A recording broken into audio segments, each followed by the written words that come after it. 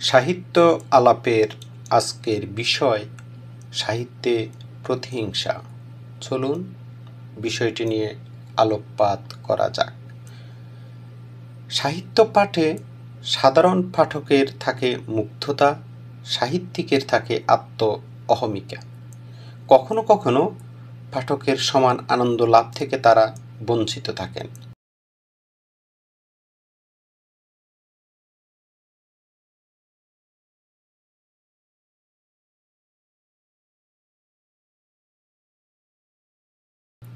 সম্প্রতি সাহিত্যে দুটি পরস্পর বিরোধী ধারা লক্ষ্য করা যাচ্ছে। একটি প্রগতিশীল, অন্যটি প্রতিক্রিয়াশীল। দুটি ধারাই পরিহাসপূর্ণ, যা পাঠককে পীড়িত করে। সাহিত্যে কেন এই বিভাজন? সাহিত্যে রসের খেলা চলে। ধর্ম, দর্শন, রাজনীতি, নৃতত্ত্ব, গার্হস্থ্যনীতি সে খেলার অনুষঙ্গ মাত্র। কোনো নির্দিষ্ট বৃত্তে সাহিত্যের রস উপভোগ্য হয় না। তাই ধর্ম, বর্ণ নির্বিশেষে সাহিত্য হয়ে ওঠে রস পিপাসু মানুষের আরাধ্য।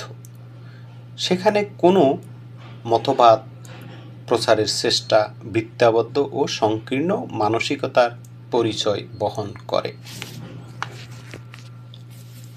তাহলে কি সাহিত্য রাজনীতি দুষ্ট প্রপঞ্চ? এখানেও রাজনীতির ছায়া পড়ে, এখানেও ডানপন্থী বামপন্থী।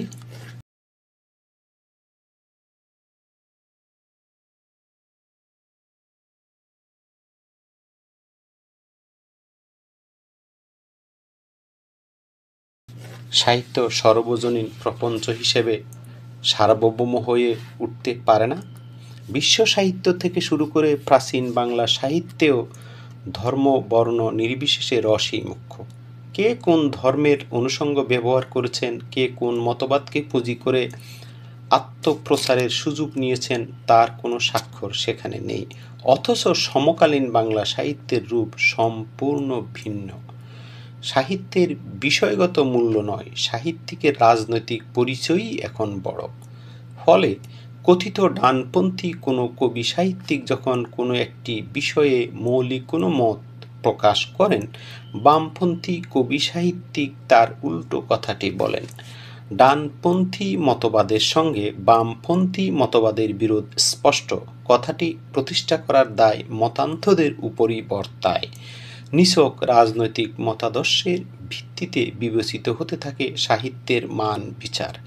এখানে নন্দনতত্ত্ব তুচ্ছ, মুখ্য মতান্ধের মতাদর্শ প্রচার।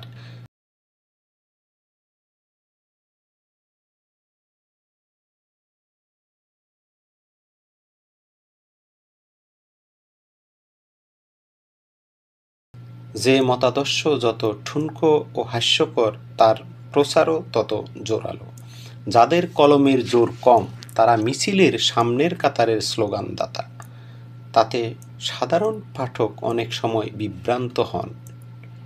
সে বিভ্রান্তি দীর্ঘস্থায়ী না হলেও সমকালীন কোনো কোনো কবি সাহিত্যিকের সৃষ্টিশীলতাকে কিঞ্চিৎ বাধাগ্রস্ত করে। সে বাধার প্রাচীর সরানোর জন্য কালে কালে যোগ্যতম লোকেরও অভিষেক ঘটে।